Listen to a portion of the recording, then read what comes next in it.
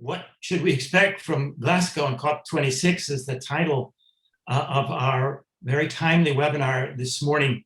And it's a great pleasure to welcome one and all to our webinar about this critically important global event.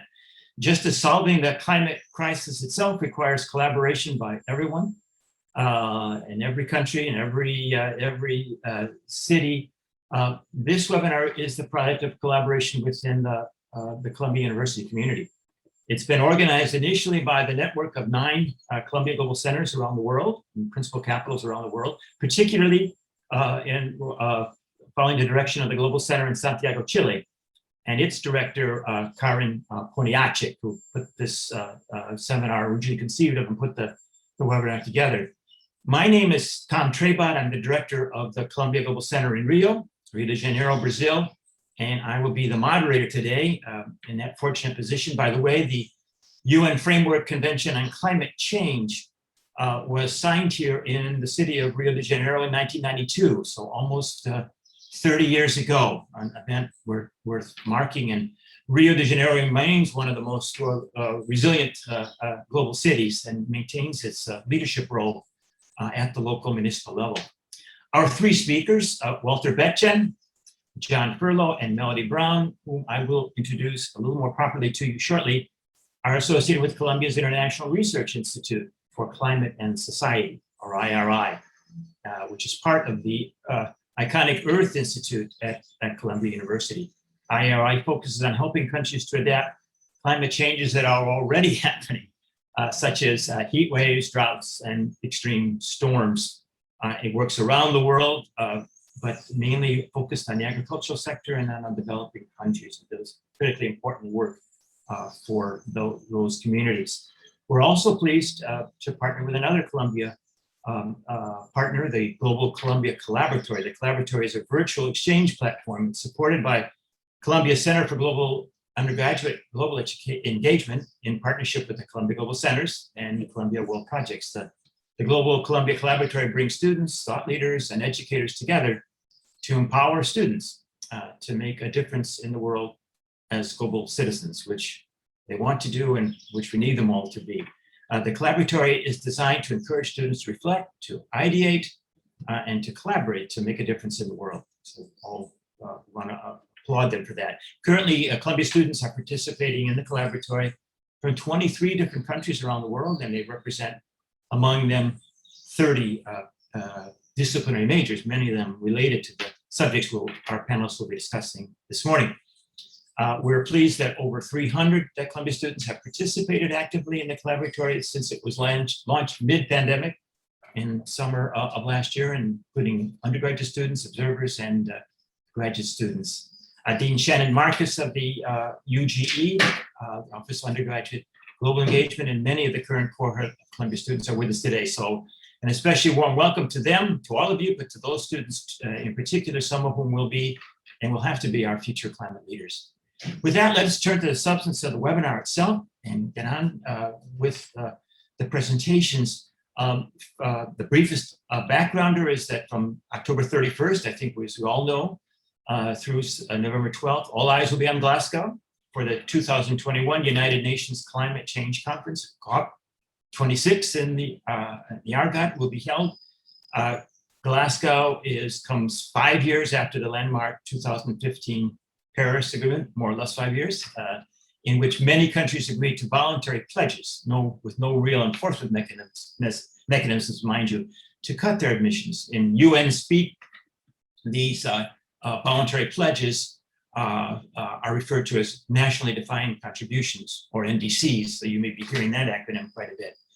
But will the conference participants in Glasgow, which include now President Biden, most notably among global leaders, come to the table with new commitments that will keep global warming by the end of the century to 1.5 degrees centigrade, or about 2.7 degrees Fahrenheit over pre-industrial levels? And how will countries reach intermediate goals, which are daunting, of reducing greenhouse gas emissions by 40% or so by 2030.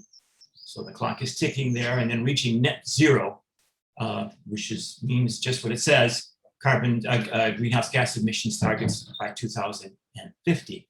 As one journalist put it recently, COP26 is not just one more. After 25 and before 27, not just one more meeting in a long-running series of meetings often referred to by the whole city, such as Copenhagen, Paris, and now Glasgow. No, whether journalists put it, it's the real thing. This is not a drill. For John Kerry, who is the US climate ambassador, who led the US delegation to Paris in 2015 and does so again now in Glasgow over the weekend, it's our last best chance. So will the global community wake up in Glasgow and strengthen their commitments even beyond the announced pledges made in Paris? I'd be surprised. I think many of you would be as well. That's what must happen. This is not a drill. A painful transition, however, lies immediately ahead for us, for the world. We're not on some leisurely glide path, as the New York Times calls it, a leisurely glide path to lower emissions. Since Paris in 2015, in fact, global emissions have only increased to record levels, in fact, in 2019. And we are all very familiar with the multiplicity of extreme weather events seemingly everywhere and all the time. Before journeying themselves to Glasgow over the weekend to join a large Columbia delegation there, our three colleagues from IRI, the International Research Institute for Climate and Society, are taking time from packing to share their insights and expectations for this globally critical conference. We're so grateful to them for their generosity of time and their spirit of collaboration. I'm pleased to welcome them a little bit more properly now and then turn the floor over to them for their initial statements. Our panelists are Walter Baethgen. Walter is a senior research scientist and director of the regional and sectoral research program at IRI. He's lent his considerable expertise in scientific research on climate and agriculture to the Intergovernmental Panel on Climate Change, the IPCC, another acronym handy to remember. And Walter has been a lead author or a contributor to many of the early IPCC reports, including the landmark IPCC report in 2007, which garnered a Nobel Prize for the scientists involved in putting it together. Walter will address us today on the latest IPCC report from last August, the same report that UN Secretary General Antonio Guterres referred to as a quote unquote code red for humanity. So a dire assessment. The next two speakers will provide us with their insider assessments of what will make Glasgow a success or a failure. John Furlow, who joins us today, is the director of International Research Institute. He's a veteran. John is a veteran observer and participant in these COP meetings and offers us an extremely valuable long-term perspective. In his previous positions with the United States government, John designed and led the Climate Change Adaptation Program in USAID's Climate Change Office. In 2015, as part of the US delegation, he worked with the Department of State in the United States to design and manage the National Adaptation Plan Global Network. So it's a pleasure to have John here. And then John is joined, and the two will share remarks about what to expect at Glasgow. He's joined by Mélody Braun. Mélody, welcome. Melody's a senior staff associate at the IRI with a multidisciplinary educational background in earth science, sustainable development, and adaptation to climate change. I suspect that's a background similar to many of our students listening in this morning. Melody's work at IRI focuses on strategies to improve integration of climate information into decision-making processes to increase preparedness, response, and resilience to climate impacts. In various capacities, Mélody has also participated in numerous previous COP meetings with a particular focus on the role of the poorer countries. These countries face the brunt of climate change impacts. For some of them, those impacts are existential in nature. The logistics of the meeting, and then I'll step aside. I'd ask each of the speakers, please, Walter, beginning with you, then John, then Mélody, for 10 to 15 minutes. Keep it within those intervals of opening remarks. Then we'll follow that with 10 to 15 minutes of facilitated conversation, react to one another, maybe some comments by me. And then finally, that should leave us with a good 20 minutes or so of interaction with the audience via the Q&A function. And that's your role, those of you calling in from many parts of the world. Do your part, please, to contribute, to collaborate, to do your part to our joint learning exercise. Do your part by registering your questions as soon as they occur to you in the Q&A function. The speakers will look them over in the Q&A section and respond to as many of them as possible. So without more from me, I'll step aside, and I welcome Walter to make Walter Baethgen. Please, the stage is yours to address some of the basic science that makes this COP26 different from the preceding ones. Welcome, Walter. Thank you. Good day, everybody. And thank you for the invitation, and thank you for all the participants for being in this webinar. I promise I will not bore you with scientific stuff. I just want to give a very few, concepts that I think are important for the COP26 and in general for discussing the climate change issue. And to start with that, I guess are you seeing my screen okay? Yes. Okay. So to start with that, let's remember why we have these changes in climate, global warming, where this is coming from. First of all, we should remember there is a natural greenhouse effect in the planet. You have the sun emitting radiation. Some of that radiation, that energy from the radiation is re-emitted to the atmosphere as heat. And when it's going to escape the atmosphere, it hits a layer of gases that have the ability to absorb that heat, some of that heat, and re-emit that heat down to the earth. This is a natural greenhouse effect. And if we didn't have that natural greenhouse effect, today we would have 10 or 15 degrees colder temperature. The main responsible gases for this natural greenhouse effect are carbon dioxide and water vapor. So this is natural. If we didn't have this, we wouldn't have life on planet. The problem is that in the last almost 300 years, humankind have been emitting a lot of these greenhouse gases to the atmosphere, and now that layer is similar to being thicker. It's like having an actual greenhouse where the roof, where the glass on top is thicker. So now we are trapping more heat. We are re-emitting more heat, and we have this global warming and these changes in climate. And so from this very elementary caricature, the conclusion is the problem is the emission of greenhouse gases, and the solution is to reduce the emission of greenhouse gases. Now, IPCC is the institution that congregates the scientific community working in climate change around the world. And every more or less 5 years, they produce a report with the state of the art. What is the state of the art in knowledge in climate science, climate change? And the official assessment report number 6 will come up next year. But I'll tell you a few things that will be included in that report. One, you can read in that slide.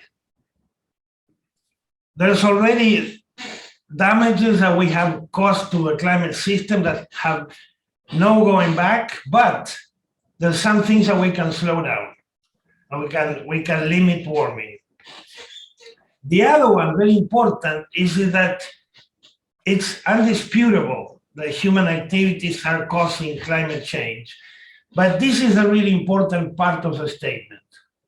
Making extreme climate events like heat waves, floods, droughts, more frequent and more severe. So what the report is saying is, we know already that the global warming has been creating more frequent and more intense extreme events.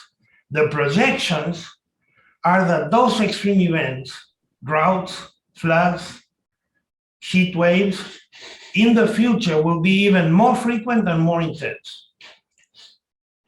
Now, what does that mean from a practical standpoint?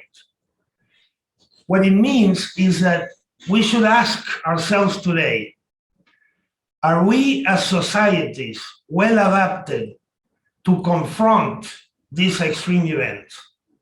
What happens in the developing countries when you have a flood, when you have a hurricane hitting a city, when you have a drought hitting agricultural lands. Clearly, developing countries are not well prepared and not well adapted to current climate. Now, that's developing countries. Think of New York. New York, one of the richest cities in one of the richest countries in the world. You get sandy, you get a bad storm, and it's a mess. Billions of dollars of losses. So if a rich country, a rich city is not well prepared to current climate, imagine the developing world. Now, what I think is that the scientific community has spent a lot of time in climate change studies trying to imagine what the climate will look like in 80 years from now, 70 years from now. What is the rainfall going to do in Brazil in 2050? What is it going to happen in Argentina with the temperature in 2080? Those climate change scenarios of the far future are good to raise awareness. It's giving a very strong message to the people saying, we have to change our business, or we will create changes in climate that are going to be really bad. But if you concentrate your efforts in developing scenarios for a moment in time that is 50, 60, 80 years in the future, what decisions are you informing? What actual policies are you informing?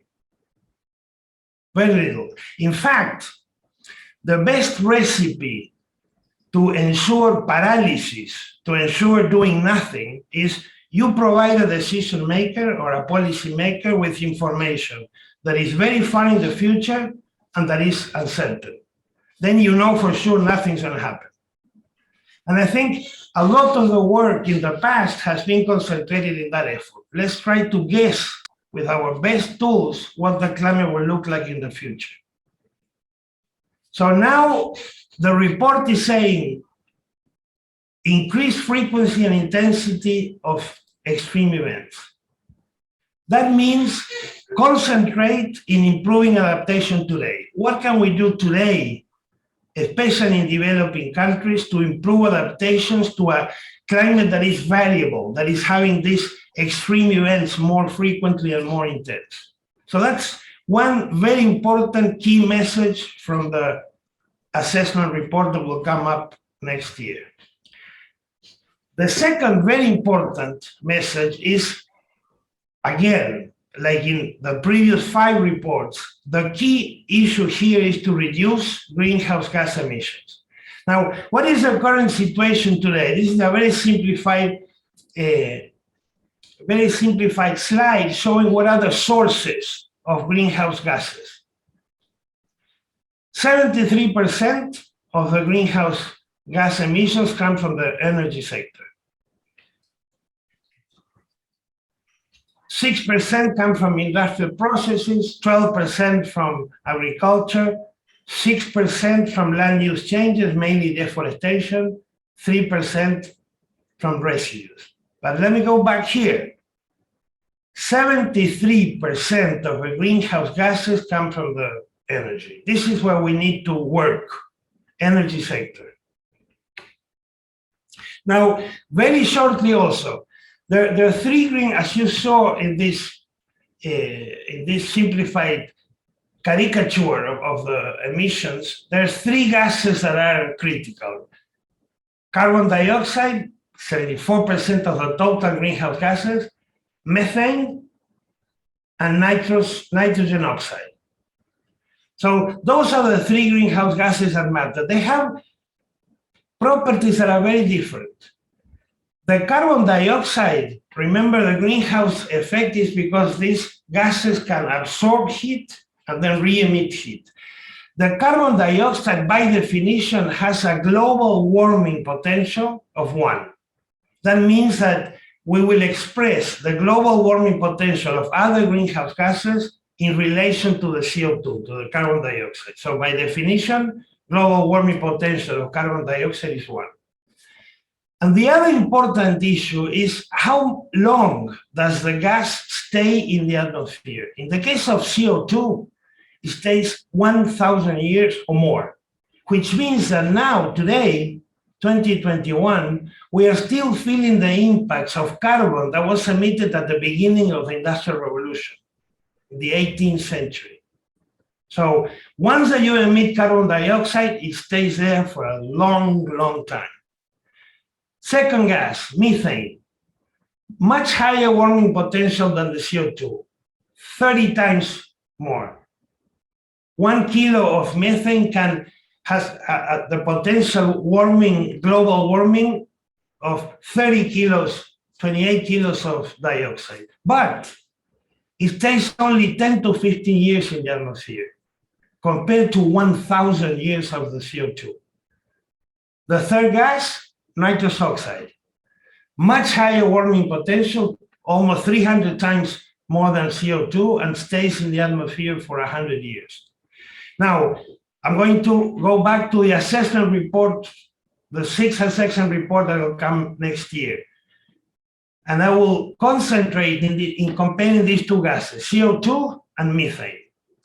And let's think of 3 possible scenarios. One scenario in which both carbon dioxide and methane goes up, the emissions are increased. One scenario is a little bit better, where emissions of both CO2 and methane are constant, so they don't increase, they're not reduced, but they don't increase. And the best possible scenario, where both gases, emissions of those gases go down. What is the impact of these scenarios on the global temperature? What happens if both gases increase? This is what happens. This is the worst possible scenario. The effect of methane is proportional to the effect of the emissions, because why? Because it stays in the atmosphere for a short time. But look at the effect of CO2. It's exponential. Why? Because every time I emit 1 kilo of CO2, it's piling up to the kilos of CO2 that have been emitting in the last 1,000 years. So, terrible scenario. A better scenario, we maintain the emissions constant. If we maintain the emissions constant, the temperature due to methane doesn't change. It doesn't get warmer, but it doesn't get colder. But with CO2, because we are continuing to emit, even at constant rate, we continue to add carbon to the atmosphere that will stay for 1,000 years, still the temperature goes up. And what happens in the best possible scenario? Both gases go down. What happens is, if we reduce the methane emissions, then the temperature will get colder, because the lifetime of methane in the atmosphere is very short, 10, 15 years. With the CO2, at the beginning, the temperature will still go up until a time where it doesn't go up any longer. But what is the conclusion, a practical conclusion of this? Is that a very good bet, a very good practical recommendation is try very hard to reduce methane. Because if we reduce methane, we will have an immediate impact on temperature.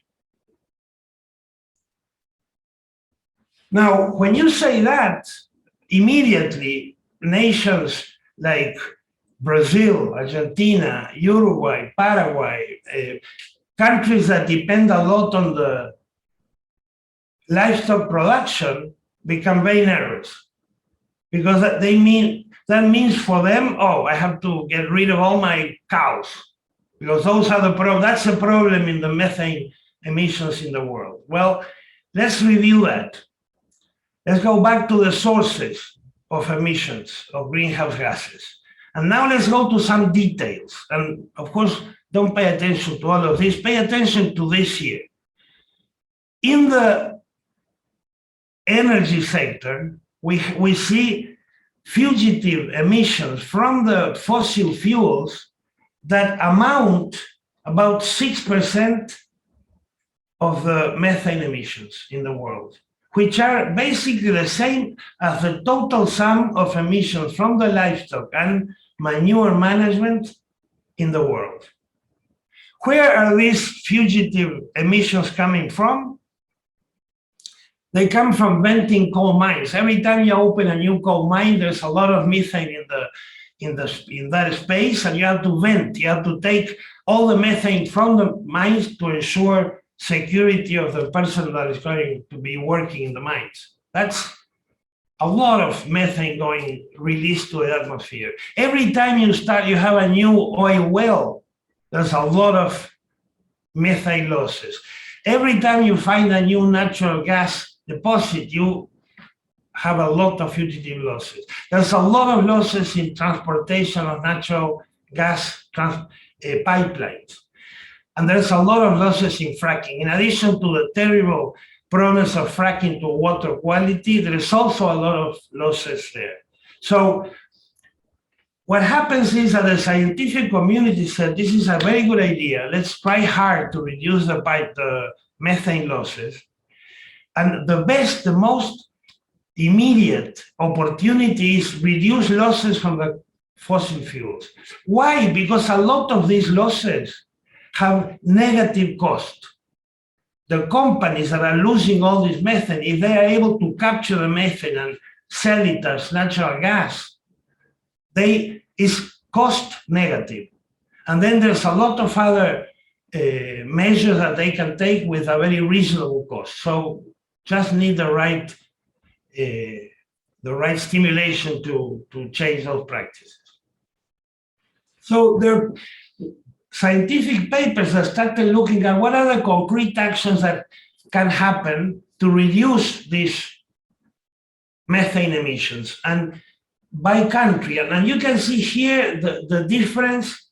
Here is what, look at here, is how much, or here, how much temperature you can reduce, how much you can cool down the temperature by doing these interventions, by reducing methane gases, methane emissions from oil and gas, from natural gas, from coal mines. And look at the difference in the opportunities that we have in the different countries of the world.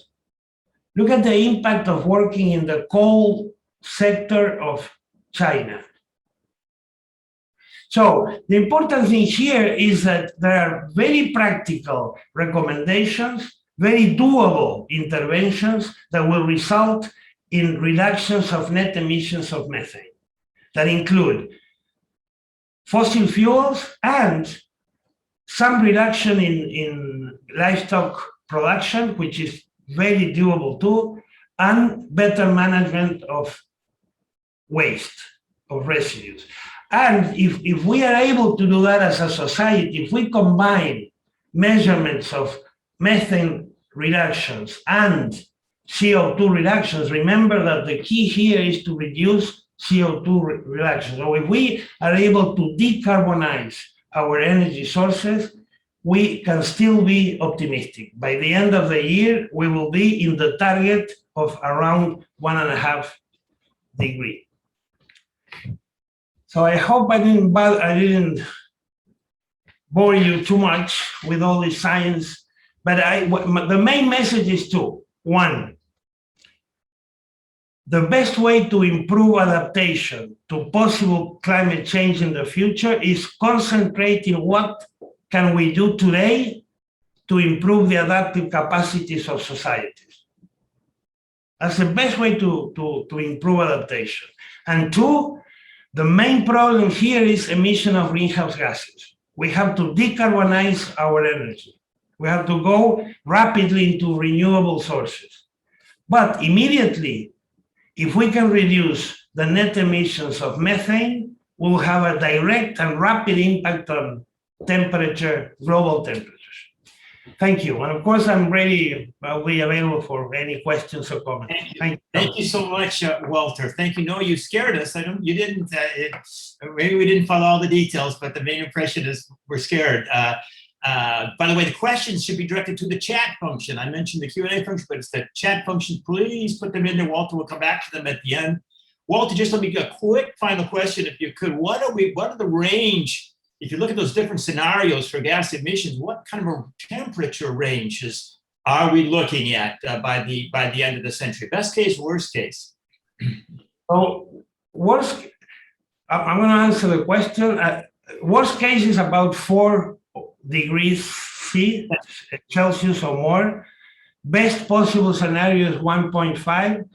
But the reality is that if you think, Tom, if you think about those numbers, they don't say much. If you live in Rio, right? I mean, one day you have 30 degrees. The next day you may have 24 degrees because you have a cold front. So for the people thinking of a change in 4 degrees is nothing. But you have to think that this is global temperature. This is something that has been in equilibrium for hundreds of thousands of years. And modifying that equilibrium in half a degree has a huge impact on the hydrological cycle, global water cycle, and affects this climate variability a lot. So even when the numbers don't sound like a lot, we have to think of 2 things. One is even small changes at global level may have big impacts at local level, mainly because of this variability. And 2, the only way to reduce, to get to these optimistic scenarios is to be very, very careful in reducing, in decarbonizing the energy of the planet. That's it. Very, very good. A lot more questions that leads to, Walter. Well, we've heard, so to speak, I sense a little bit of a rehearsal for COP26. The scientists will speak clearly, but then it's all up to the policymakers, isn't it, John and Mélody, and how they'll react and how that gets translated into whose coal mine gets shut down and which country has to commit to methane reductions and so forth. So, John, we can turn to you, John, on really what we should expect. First you, and then I think in tandem, following your remarks, Mélody, to pick up on those same themes. And again, what would make Glasgow a success, and God forbid, what would make it a failure? Thank you, John, for being with us this morning. The floor is yours. Sure. Thank you, Tom, and thanks everybody for joining us. This is an exciting opportunity for us. So I'm going to take off where I'm going to start where Walter left off. And the IPCC, the Intergovernmental Panel on Climate Change that Walter talked about, was a scientific effort to understand what's going on. Does it matter if you put a whole lot more carbon dioxide and other greenhouse gases into the atmosphere, and what kind of impact will it have on us? The political response to that has been the UN Framework Convention on Climate Change, which, as Tom said, grew out of the 3 Rio conventions that came out of the Rio conventions in 1992. The other 2 are the Convention on Biodiversity and the Convention on Combating Desertification. And then, of course, the UNFCCC is the Framework Convention on Climate Change. Now, way back in the mid-90s, when the convention, or early 90s, when the convention was signed, the goal of the convention was to stabilize greenhouse gas concentrations in the atmosphere at a level that would prevent dangerous anthropogenic or human-induced interference in the climate system.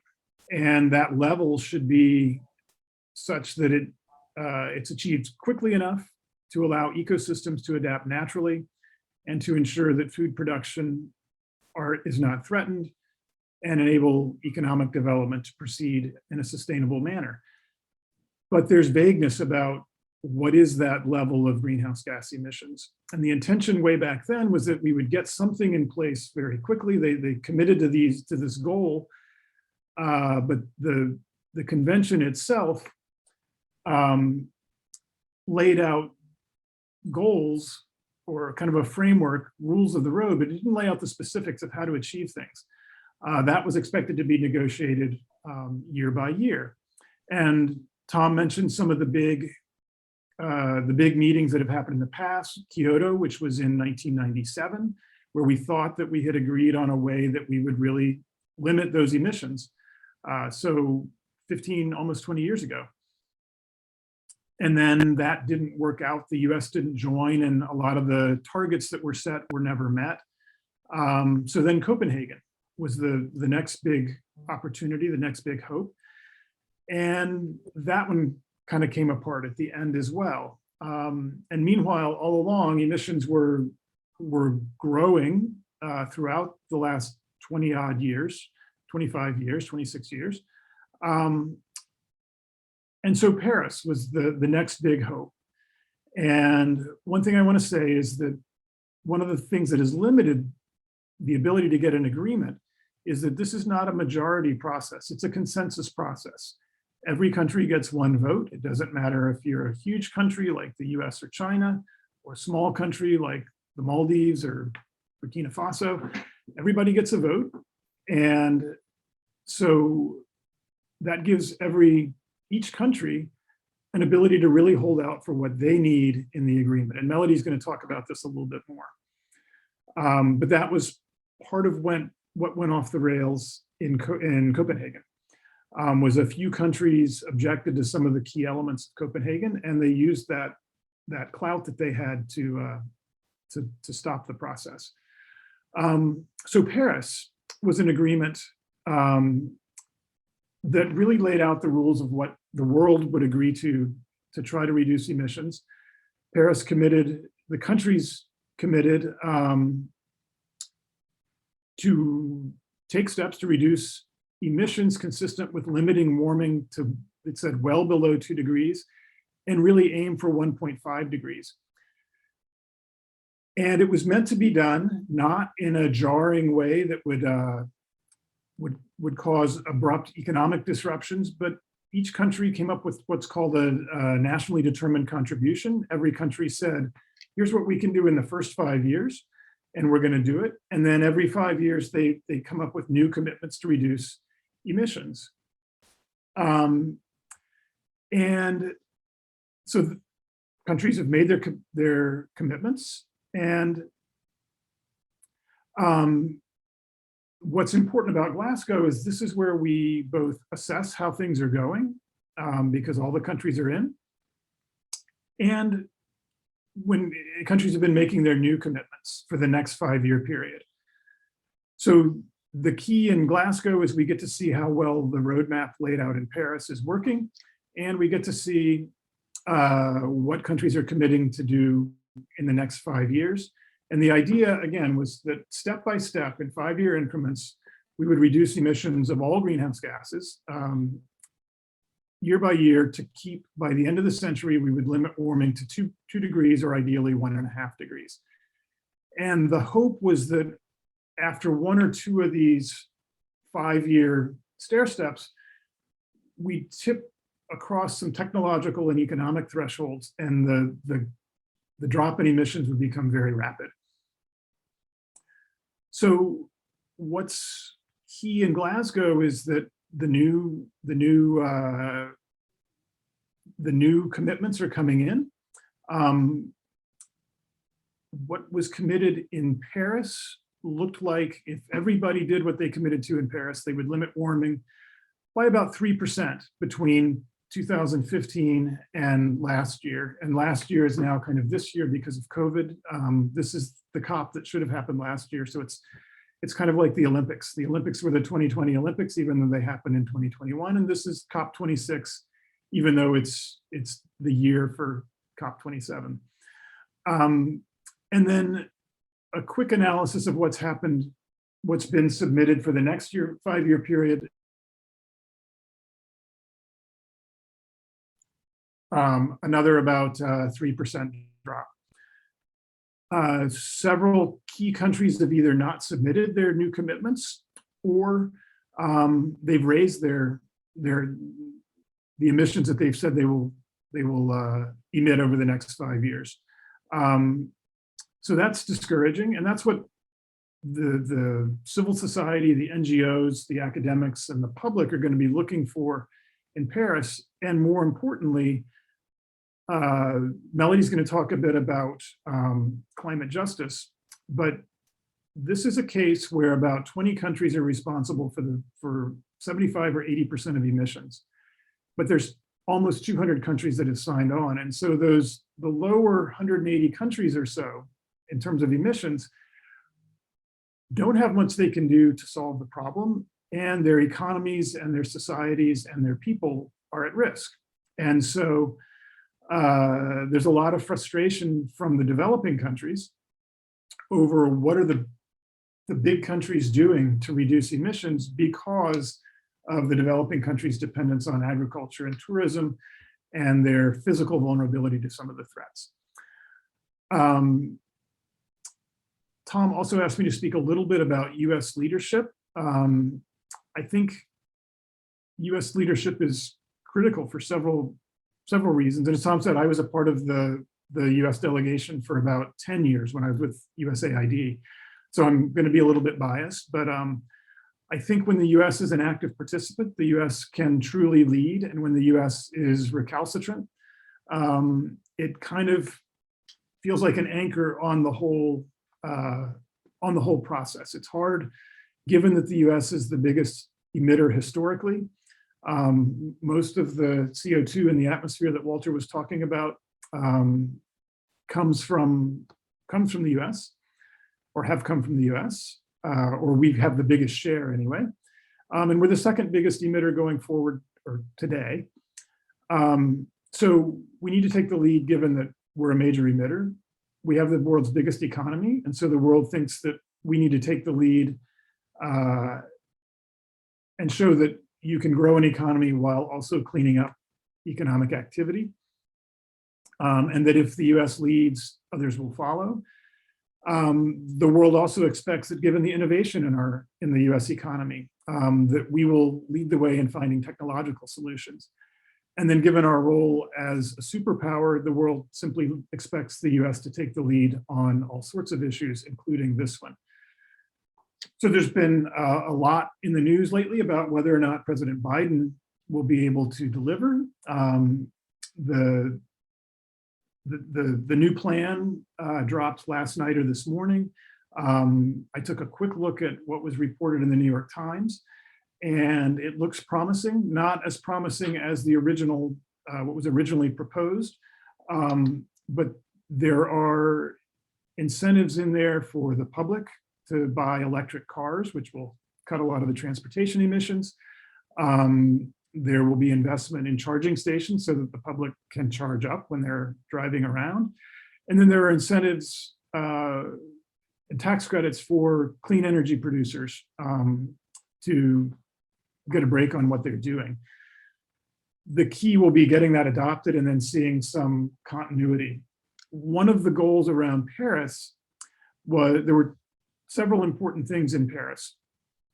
One was it was meant to send a consistent market signal that the whole world was committing to doing this. And so that if you invested in clean energy, you invested in getting out of fossil fuel energy, the world's economies would stand by you and it would be a reliable investment. There wouldn't be this, like we see in the US, where there's a vote for renewable tax credits that then gets threatened a few years later. So we wanted to provide a stable investment environment for the private sector. And we wanted to provide, there's a transparency regime that's supposed to be there, so that one of the ideas in that stair-step process was that each country would be able to see what the others are doing, and there was a hope that there would be a virtuous cycle of, if the US commits to reducing emissions, China and the EU would try to keep up. If they took the lead, then we would try to catch up. And Russia and Brazil and South Africa and Australia and so on. So a lot of the debate over the last few years is, how does that transparency regime work? Some countries don't want more transparencies, others do. So back to Biden and his ability to deliver. His negotiating team is very experienced. As Tom said, John Kerry led the delegation in Paris and helped get that deal. Others have been around since before Kyoto. Some have been around since Rio. And so they've seen what happens when the US plays a role in shaping things, and what happens to sort of the mood, the spirit, and the realization of the agreement if the US withdraws, as we did with Kyoto, and as President Trump did, former President Trump did with Paris. And they certainly felt the frustration in Copenhagen when it looked like we were going to get a deal and then it didn't work out at the last minute. This is the first COP since the US withdrew and then came back in. So expectations will be very high for what the US team can deliver. And I expect that they will have been talking a lot about what's happened in recent years, going back to Kyoto and trying to figure ways to offer things that can be delivered with either a supportive Congress or a recalcitrant Congress. And I think with that, I will stop and hand it over to either Tom or Mélody. Thanks so much, John. We will go take a breath here and then hand it over to Mélody to pick up from that point. Thank you very, very much. Just ask you a quick question, although it's a complicated issue, I know. U.S.-China, collaborate or conspire against as we in this round of agreements? How do you look upon that rivalry playing out in Glasgow? I'm not sure. President Xi has said he was not going to go. China, like Europe, are very worried about their energy needs over the coming winter. I think Europe as much for heating as for powering things. China for keeping its manufacturing going. China has committed to no longer investing in overseas coal-fired power plants, so that's a good sign. They are ramping up their coal mining, as I understand it, right now because they need energy as they come out of the pandemic. So this is the tension for all countries, but particularly, the U.S., China, EU, some of the other bigger economies that have a major impact on the climate is how do they grow the economy, keep their people happy with a growing economy while also cutting emissions. And so that transparency regime in Paris was meant to impose a bit of shame and positive competition, and we'll see how that plays out. I hope that a lot of some of the rhetoric that we've heard coming out from China and about China will be more about sort of prodding a new US administration and see how they respond, and not about actually pulling back from their commitments. Very, very good. Thank you very much, John. So much there for those of us following maybe more closely this COP26 than we did previous ones and talking about Paris. I think what I hear you saying is even if countries adhere to their stated pledges made, the NDAs you call them, or NDCs, excuse me, even if they are doing that, which they're not, that isn't enough. So we have to go even deeper than that. So maybe some of the issues when we come to the Q&A and the chat function will be whether Glasgow will help on enforcement mechanisms, how we can exert more than just moral pressure on countries to enforce new and tightened pledges. But thank you so much, John. Mélody, it's up to you now to kind of complement what John has said, your expectations, and if you care to do so, focus a little bit more on the perspective of those 180 countries that John mentioned, who are in a sense innocent bystanders to all of this impending climate damage. And to all of you online, remember to look at the chat function. I remind the speakers, we'll probably go pretty quickly to the chats, but there's lots of questions coming in there, and I'll need the speakers' help to kind of curate them and focus on the most relevant ones that they care to respond to. But Mélody, over to you now for your initial comments. Welcome.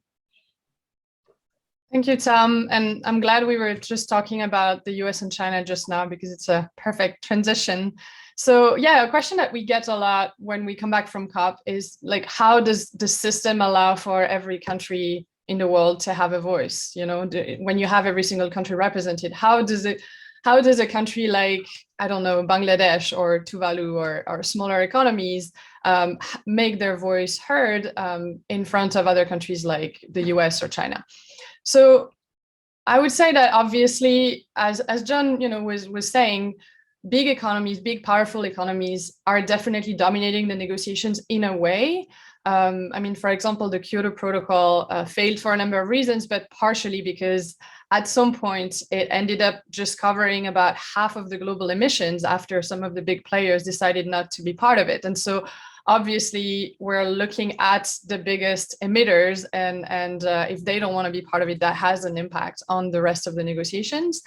There's also very much a question of inclusion and fairness in the process. Developing country delegations often have much less resources, much smaller delegations, and very concretely, when you go to COP, that means that when there are 70 plus agenda items to follow at some COPs, and multiple parallel meetings and sessions that are happening at every hour of the day, you can't possibly follow everything or be everywhere. So the US, makes sure to have someone in every room, but some delegations from some other countries have 10 people total. So they have to make choices about what they follow. That also means that when the meetings go, up until the middle of the night, which is quite common at COP, you can't take shifts within your delegation. So you have delegates that are sometimes, half asleep in the middle of the night because they've been there from 7 in the morning and they're trying to follow everything. When the COP goes over time, when they go beyond the 2 weeks, which also is quite common, some delegations can't necessarily pay for, new flights and extra accommodation. And those things that can sound like logistical issues, in the end have an impact on how much these delegations are able to have a voice and to be part of important discussions. But that being said, there are different ways in which less powerful countries can have their voice heard. So first of all, they go into alliances of like-minded states. So countries don't usually negotiate alone. There are alliances like, for example, the Least Developed Countries Alliance, LDC, the Africa Group, there's a Small Island Developing States, the SIDS, they all have acronyms, which can be confusing if you're not familiar with the COP jargon. So they join in these like-minded groups, and then they negotiate together as a bloc. And that allows to put more pressure on well, it's more pressure than individual countries, right? And then in addition to that, and that's maybe one of the most important things, is that the COP decisions require a consensus. And so consensus is the absence of a no, which means that not everyone has to say yes, but if somebody says no, there is no consensus. And so the text cannot be adopted. And in a way, that's why it was so hard to get to the Paris Agreement. A lot of people are saying the Paris Agreement was really disappointing because it doesn't go far enough, because it's not legally binding. But at the same time, if one single country had said no, we wouldn't have a Paris Agreement. So it makes it very difficult to move things forward. John and I, we organized a class. We gave a class on the climate negotiations at Columbia in the fall, and we had a guest. We had invited the former environment minister of Panama as a guest, and he was talking about one of the COPs where he went as the environment minister of Panama, and he was told, you have one focus at this COP. There are like these specific items that we want to be included on forestry.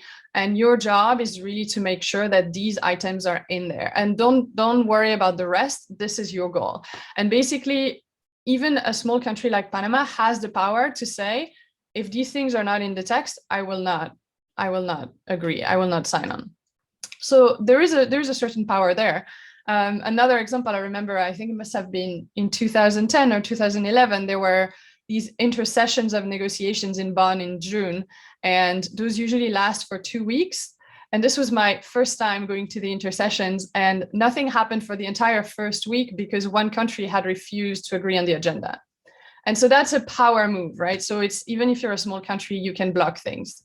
So finally, one more thing that is particularly important this year, actually, is that when it comes to some agenda items, you can be backed by civil society. And it's very much the case this year on a number of things that touch, that are about climate justice. There's a very, very strong set of demands from civil society that are really aligned with the demands from the least developed countries. And so that just is another way to increase the pressure. And yeah, so like I was saying, one very big issue this year in Glasgow, and that I think will really determine if a big part of the world considers Glasgow a success or not, is how climate justice is going to be addressed. There are many ways in which the process and the response to the climate crisis are deeply unfair and unequal, as you know. as a starter, I've mentioned how the negotiation process itself is not necessarily fair, even during a normal COP, because not every delegation has the same resources. But this year, on top of that, you have the COVID-19 context, you have the vaccine inequity, there's a need for quarantine when you do to even just be able to attend COP, depending on where you come from. And that ends up affecting developing countries more than others. And so that again implies having additional resources. So it just feels like it's always the same people that have to jump through extra hoops to be able to be heard. And those people happen to be the ones that are impacted the most by the problem. So there's really a question about power and resources and solidarity as well. And then, I mean, of course, like John was explaining earlier, there is a recognition that a very small portion of countries are responsible for the emission, the biggest part of the emissions. And from the very beginning of this negotiation process, from 1992 in Rio, from the convention, there was an agreement that the countries that have polluted the most, developed countries that have built their economies on these emissions, have a bigger responsibility to respond to the crisis. So there was an agreement on that from the very beginning. There's something called the CBDR in jargon, the common but differentiated responsibility, which is really the fact that developed countries have a bigger responsibility. This was an agreement, but still, even if that was agreed upon from the start, the level of ambition is too low. The finance commitments that have been made still haven't been met. 12 years after Copenhagen, six years after Paris, we still don't have the money. We still don't see the money that was promised. So basically, developing countries are losing their patience, and so is civil society, I think, to a certain extent, because the situation is critical. Climate impacts are visible everywhere. We're talking about, reaching 1.5 degree, trying to stay under 1.5, but we're almost at 1.1 above pre-industrial level. And we've seen impacts all around the world, not just in developing countries, but even, the heat dome in the US or the floods in Germany, or we're seeing that everywhere now. The IPCC report has just been confirming that. And so we are seeing that everywhere. We know that we need to act, but not everyone is affected the same. So the projected costs of climate impacts and loss and damage in developing countries is estimated to be around $300 to $600 billion a year by 2030. And they're only asking for 100 billion a year to address the loss, basically to be able to adapt and to mitigate climate impacts. And we're not even able to reach that. And the cost of the impacts are going to be way, way higher than that. So there is this frustration, and that is very much a climate justice issue. As you said, the ambition is too low. The ambition should be doubled at least, if not quadrupled, if we want to have a chance to stay under 1.5. So basically, with that in mind, with that context and that pressure that's growing, what the developing countries are asking, and what a large number of organizations from civil society and the youth are demanding, is obviously one, to raise ambition. And that means, yes, reducing emissions, but that means actually, promising a real cut in emissions, having a real path showing how that's going to happen. That means, no offsetting as a way to avoid to reduce emissions. That means no empty net zero promises when at the same time you approve, pipelines, or you build new coal power plants, or you invest so much public money in fossil fuel subsidies. There's really a demand to say we need actual emission reductions, and that's non-negotiable for a lot of for the developing countries and a big part of the civil society. And then we need to raise finance. So we've said that, developed countries had promised 100 billion a year to developing countries to address climate impacts, to do cleaner development and cover the cost of adaptation. That's never been achieved, not a single time since it's been promised. So that needs to happen. And with COVID, it's obviously going to be harder to get there, but it's also more than ever needed for developing countries, because they've had to spend even more on the COVID recovery. There are more and more people that are that are affected by climate impacts, but at the same time, the country has had to deal with this massive pandemic. So what they need now and what they're asking for is not just promises every year that maybe we'll reach those 100 billion, but they would like to see a longer, like a roadmap, maybe over 5 years of what this funding is going to look like so that they can plan accordingly. And they keep highlighting that this has to happen because this is very small compared to the trillions of dollars that are needed to actually stay under 1.5. The other thing about this finance point is that most of what's been provided so far has gone into mitigation, and there's a need to put more of that money into adaptation because, like, you know, as we said, climate change is happening now and those countries are already having to pay the bill.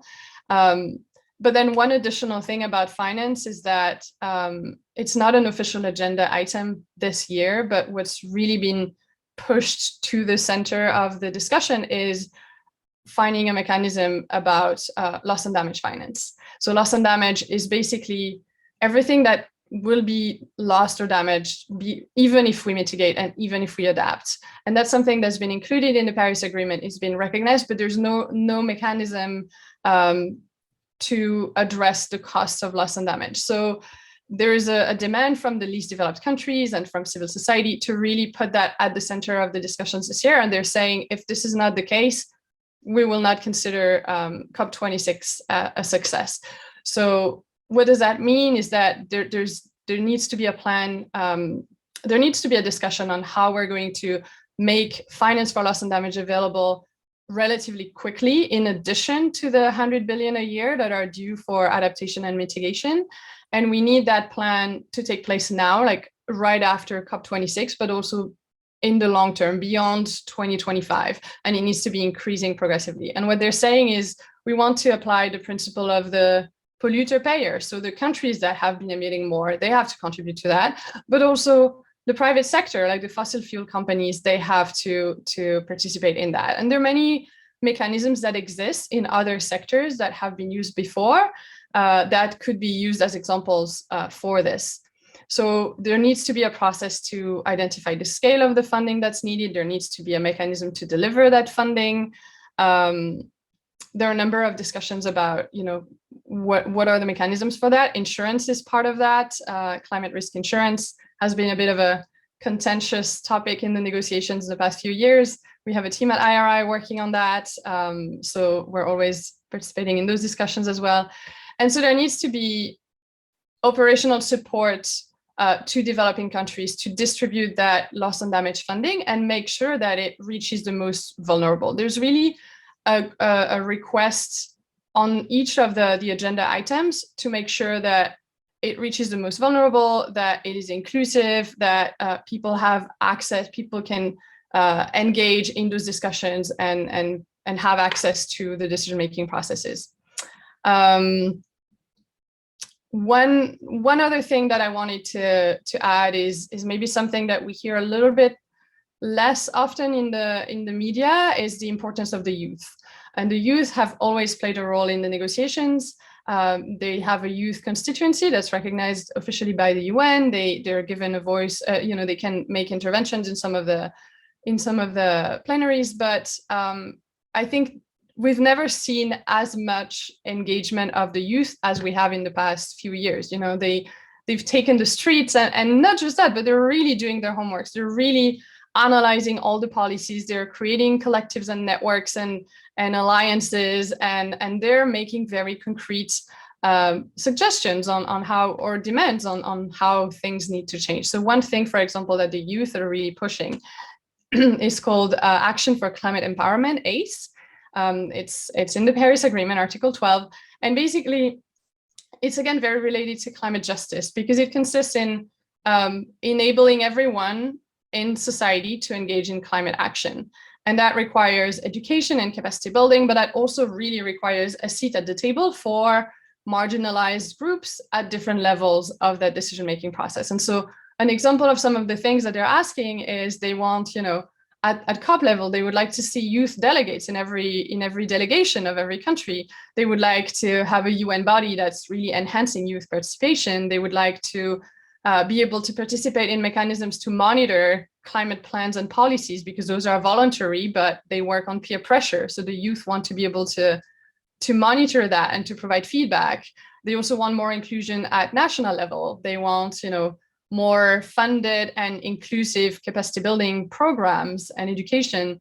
And they're also asking for broader things like different metrics that are not GDP, for example, that are really helping us with that just transition that is needed. So it's really inspiring to see them really start playing this bigger role in the negotiations, and that's actually going to be, I think, a massive plus, like a massive support to the points that the least developed countries are making. And I really want to emphasize that, because it's something that we get asked a lot. We talk to young people in different contexts, and the question is always, what can I do? And that's really, to me, a sign that as a young person, that's just part of civil society. There's so many ways you can get involved. I'm going to stop there, but thanks.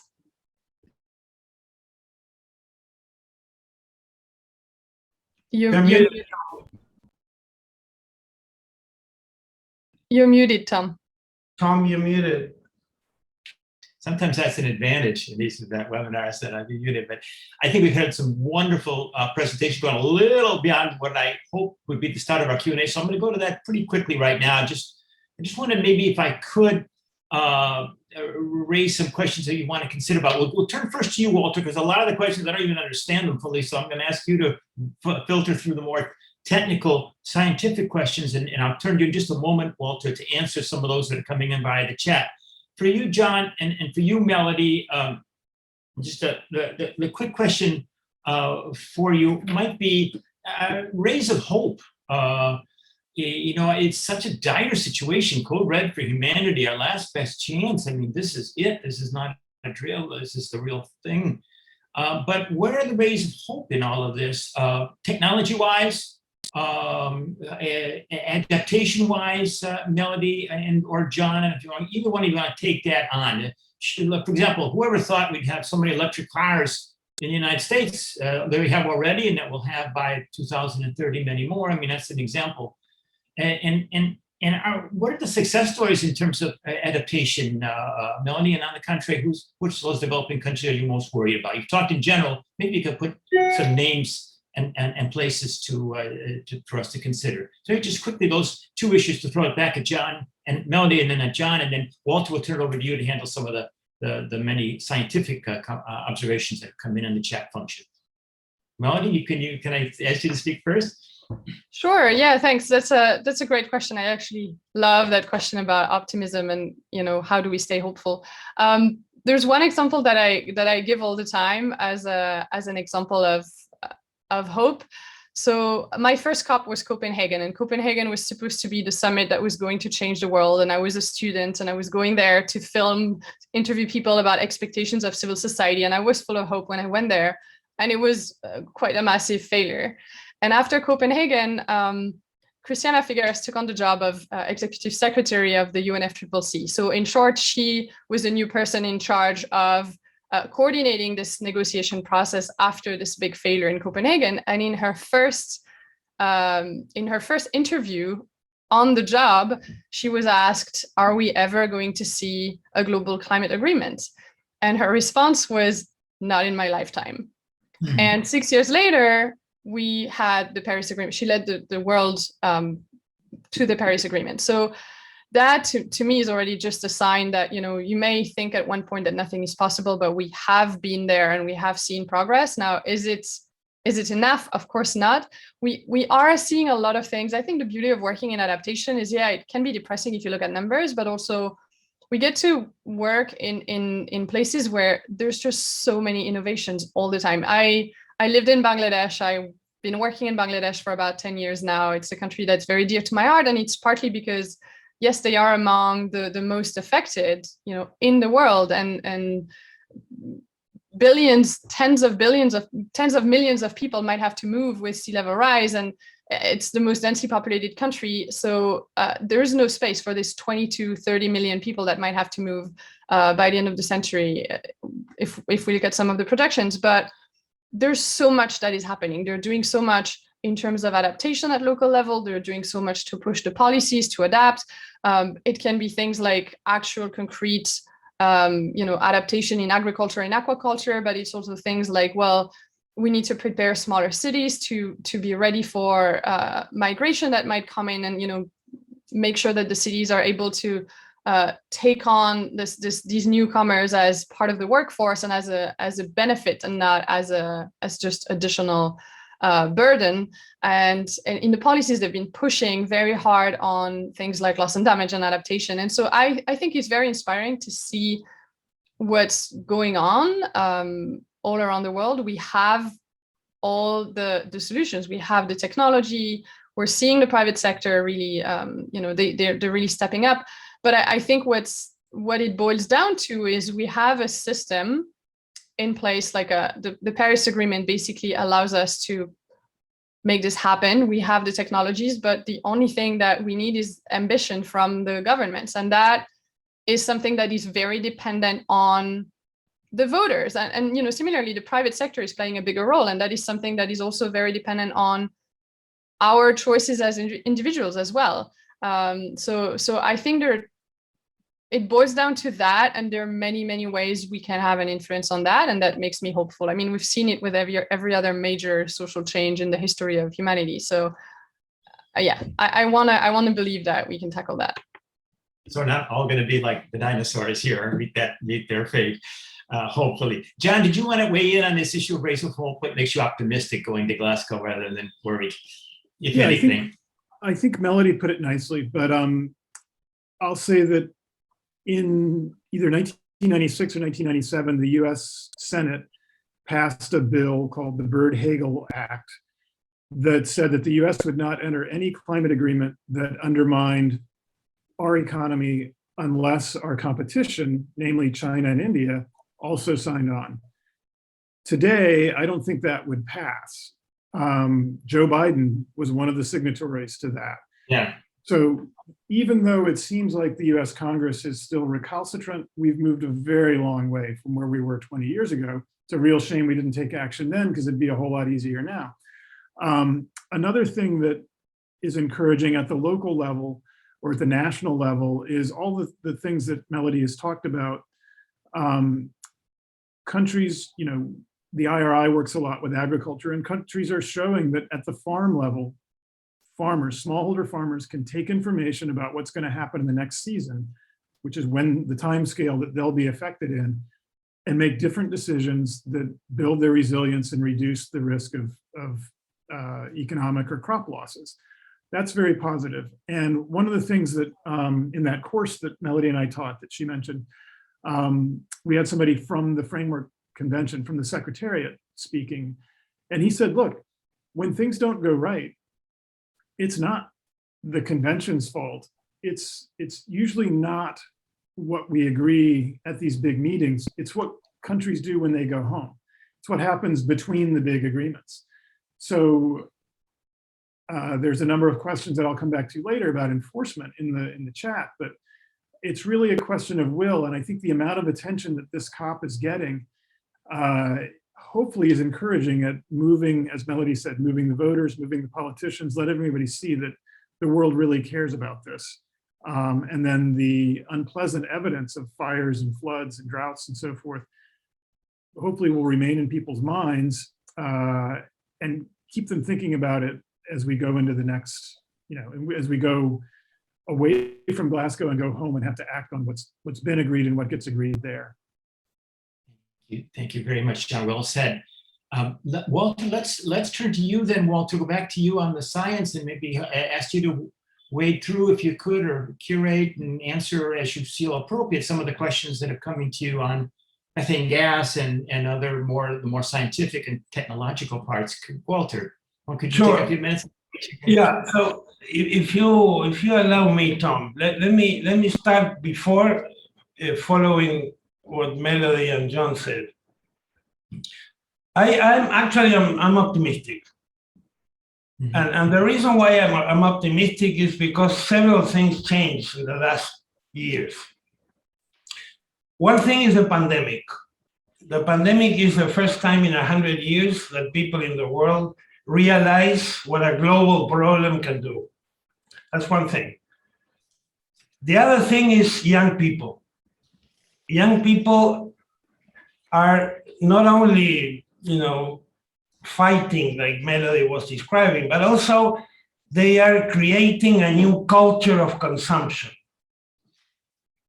It's one of the comments in the chat was saying this. It's very, very clear that now companies are realizing that even if they're extremely selfish and just looking at the bottom line, they are realizing that they have to do a better job in the environmental impacts of their products, in the social impacts of the products.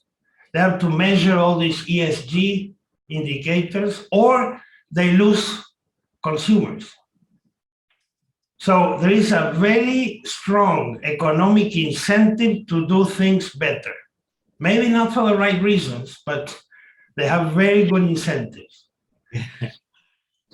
And three, regarding mitigation, reduction of emissions, I would say this. It's critically important that the wealthier countries support activities to improve adaptation in the developing world. But the truth is that if we don't reduce emissions, we will not be able to adapt.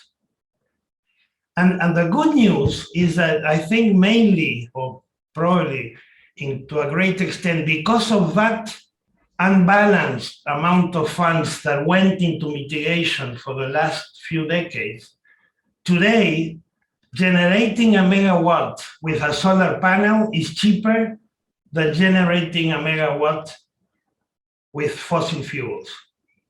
And so again, maybe not because of the right reasons, morally right reasons, but there are very good incentives to change the energy matrix. Yesterday, I went to a meeting in Uruguay. Uruguay is a very small country. 100% of the electricity in that country is renewable. 50% of the total energy in that country is renewable. And they're doing well. They're doing very well. So, what this pressure, these are all economic pressures. And I wish we were in a world where moral principles were the things that were driving change. But reality is that economics drive change. There's a lot of factors, changes in consumer behavior, prices of generating energy with renewable sources. Those are all forces that are going in the right direction. And so I am optimistic. I'm not extremely optimistic, but I am optimistic. I think that there's a lot of things that are aligning now to change the energy matrix, which is, again, the critical thing. 70% of the emissions come from there. We have to decarbonize that, and the good news is that it's becoming good business to do it, and it's creating new jobs, new job opportunities in the renewable energy sector. So that's a very general comment, and then very, very short comments on the more technical issues. Why does rice contribute to methane? This is very important. A lot of people in the world produce rice. One, rice is responsible for about 1% of the total emissions. So let's put that in perspective. Two, why is rice producing methane? Because rice is flooded. To produce rice, you flood the field, which means that in the soil, you displace the air that was in the soil with the oxygen, and now you have microorganisms that can respire without oxygen. Those microorganisms, when they respire, they produce methane. Now, what is the solution to reduce methane from rice? Intermittent flooding. Instead of having the rice field permanently flooded, you have it intermittently flooded. Sometimes you use the water, you flood the field, then with drainage, you take the water, then you add water again. And just by moving those, by changing those conditions in the soil, you reduce a lot the emissions of methane. Two, why a very small change in global temperature can have such a big effect on local climate. We have to imagine the world as a closed system where you have big oceans that are evaporating water. That water goes up, it goes to colder areas, it becomes, from vapor, it becomes liquid water, it rains somewhere, then the plants absorb that water, transpire that water, or go back to the oceans, and then you have this cycle of water. Now imagine this is a closed system where you have evaporation, rainfall, drainage of transpiration, go back to the ocean, and so on. You have a closed system in an equilibrium situation, and then you add heat to that. Now that cycle becomes more intense. Now you have more evaporation here, now you have more rainfall here, you have no rainfall in this other place. This is what really matters, is you become, in a system that was in a very nice equilibrium, you add heat and the whole thing becomes more intense. And that is flooding in some places, drought in other places. So this is why small changes in the global temperature can affect so much a farmer in Bangladesh. Thank you, Walter. Thank you for that mini class. I almost feel like I understand the science so much better. John, maybe over to you. Any comments that you'd like to respond to that you see coming from the students and the other observers in the chat room? Let me turn it over to you for your assessment. Sure. So I forgot to mention it when I was talking, but the issue of the $100 billion is sort of a microcosm of the original vagueness in the original convention. The $100 billion was one of the few things that was able to be agreed to in Copenhagen. But it said $100 billion from a wide variety of sources, including public and private. And when we were having that, when Mélody and I were teaching that course, the guy who was the former Minister of Environment from Panama is an old friend of mine. And I said, that the US delegation interpreted that as very much including private investment. And we immediately did a calculation and found that there were $200 or $300 billion a year in private investment in renewable energy globally. Emilio said, no, that wasn't private, that was meant to be public. And so it was vague, and so there's this disagreement now. And the understanding is that both are necessary. And to me, what would be ideal, or closer to ideal, would be the private money would go toward mitigation of the problem, and the public money would go to support adaptation. So you'd actually have closer to the full 100 billion going for adaptation, because that's harder to make the business case for. I mean, in theory you can, but it's harder to account for it on a spreadsheet or something, because you're avoiding damages rather than cutting costs in the near term. And then let the private investment, where you can measure, if you can sell a kilowatt hour of electricity for X amount of money, and it's costs 4 cents from solar and 6 cents from natural gas or coal, the business case is easy to make. It hasn't worked out this way. There's a question about, is there a mechanism in place to monitor it? Kind of. There's supposed to be a global stock take, meaning they're gonna measure how we're doing by next year on mitigation, adaptation, and the finances. That's gonna make next year's COP another contentious one. And I'll stop there and give time for other questions and other Very comments. good. Yeah, I'm running out of time, John. There's a lot more that we need from you. We're gonna have to do this kind of session again, and you come back from Glasgow. That's another issue for to be discussed another day. Mélody, you've provoked a lot of interest from the students and others. Some of them I know have to head off to classes in a short while, but you provoked a lot of interest about developing countries and their role and the weaknesses of institutions within developing countries and so forth. And I wonder if you'd like to take on put those all together and kind of make a concluding comment on the role of developing countries, where many of our global centers, including my own here in Rio, are located.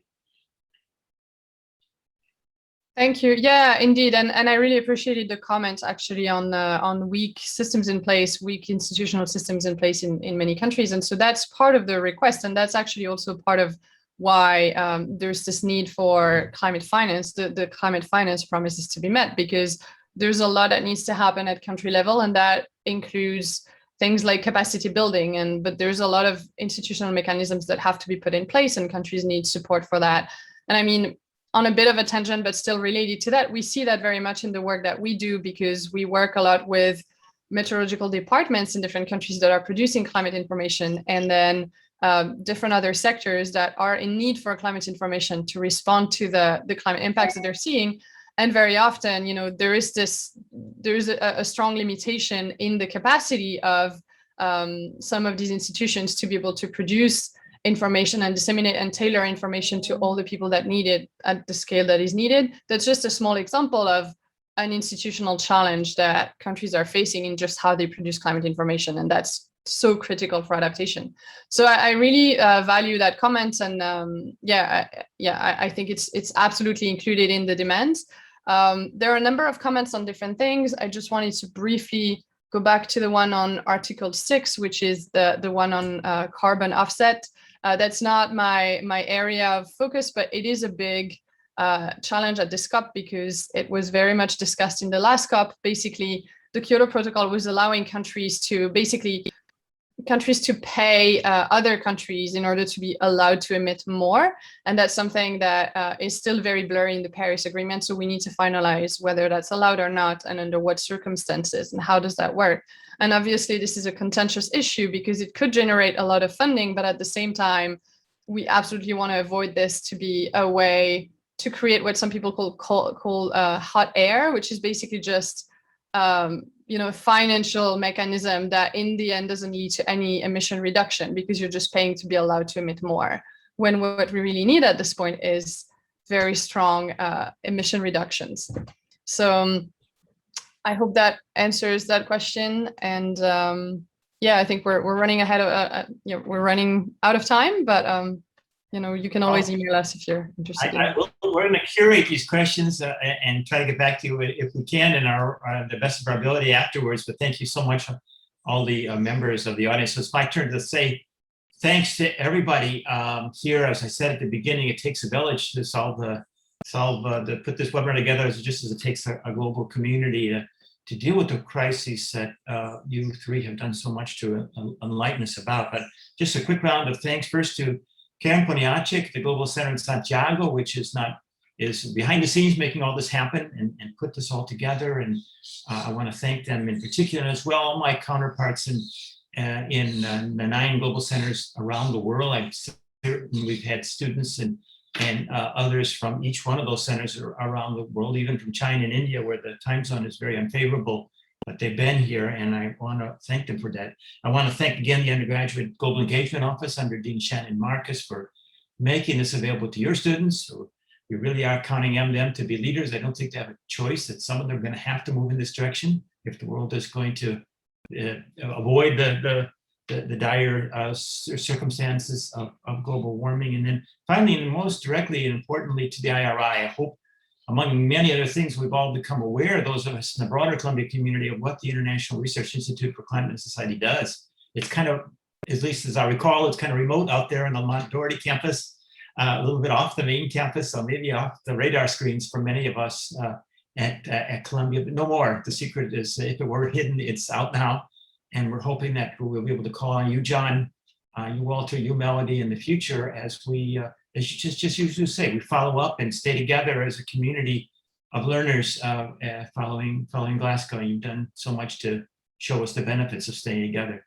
So please, I think that's it for me. If I've forgotten to mention anyone, please forgive me, but I do hope to see you again. And I want to finally say, bon voyage. I hope you don't miss your airplanes, because I've kept you a little bit late, later than this in this webinar. I don't think I have, but have a wonderful trip there. And Look forward to talking to you individually when you come back. Thanks very, very much.